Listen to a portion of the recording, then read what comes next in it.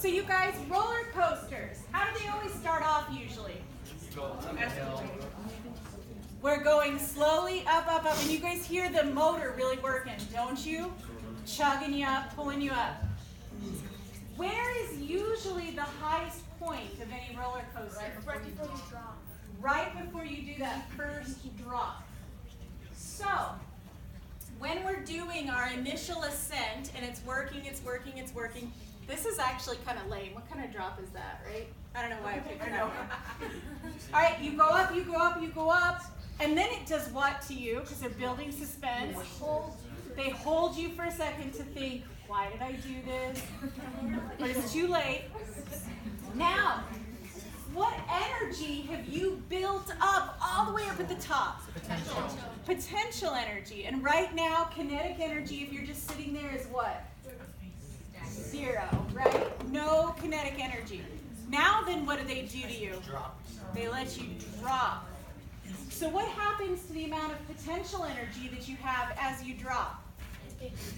It decreases. And what happens to your speed?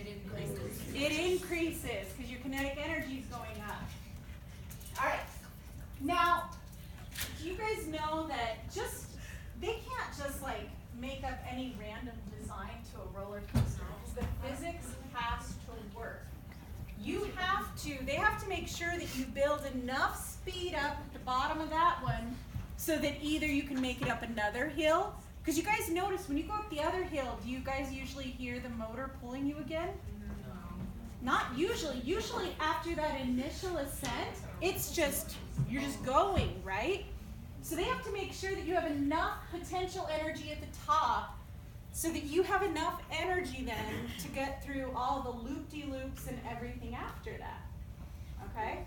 Because most roller coasters, I've been on like maybe one where where they pulled you up another hill again, but that's very rare, isn't it? They usually just get all the energy up at the beginning and then let you go. All right?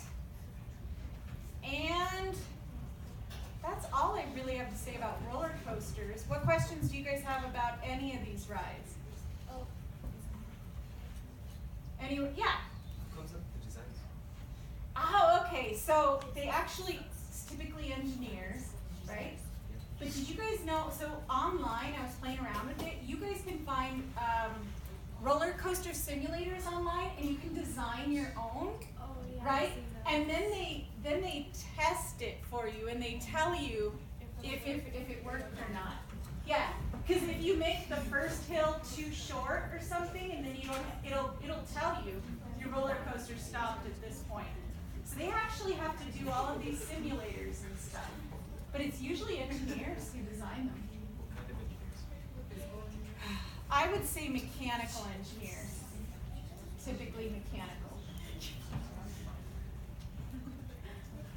Good. What else? You know when those guys have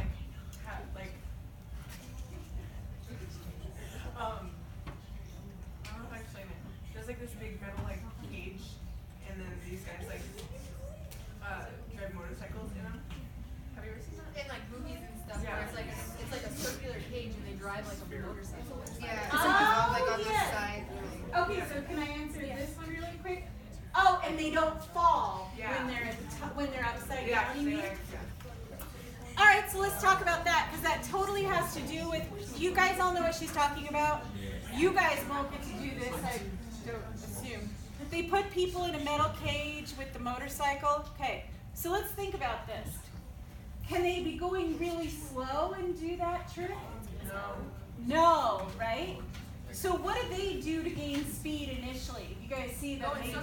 They go in circles or they do this, right? All to gain what kind of energy? Kinetic. And then they get going so fast, all right, that even though the cage is pushing against them and gravity, right, they're going to have enough energy to get through before they would fall. But if you slow down, bam, right, it'll all go and you'll just fall. So it's all about having enough speed so you don't fall off. You guys can do that same thing with a bucket of water. Have you guys ever done this? So you spin it around. Yeah, you spin it around. You spin it around so fast that none of the water falls out of the bucket when it's upside down. Have you guys, who's ever done that? The bucket. You guys should go home and seriously try it. It's fun. Alright? But you have to spin it fast enough. Yeah. So, because of the mess up, is that why there's problems with the air once in a while? Like with, Like with the sky bar when it didn't stop, or the sky bar when the seat flew off. oh, what happened? It happened last year, but the seat flew off and there was nobody in it though. Okay, so she's asking about like problems with the rides. So let's just talk about, what do you think the difference is between something like Elitch's or Disneyland or Disney World versus the moving carnival or fair? They stay up. Not as much, but they Right? And so they have their, and they also have the same maintenance people at Elitch's or whatever, and they have to check those rides every day, fill in their log. Have you guys ever seen where they're running the roller coaster and you're like, what a waste because there's nobody on there? Trust me, it's for your own good, right? Now, at the carnival and the fair, they're required to do that as well, but those rides get torn down and put back together so much. It kind of freaks me out. I still let my kids do them, but so if things go wrong, it's typically because the maintenance isn't up to par. They didn't check to make sure that the safety belt. Didn't we have a problem with the seat belt this year at the fair? Like somebody wasn't wearing their seat belt or something? The fireball and the seatbelt was too big for me. I was scared. Oh, yeah. And they should come around and they should do the yanking, right? But sometimes they don't. Like last year they did that. You guys felt like partially out. Yeah. Yeah. And they keep them in those hours. That's really awful. All right, what else?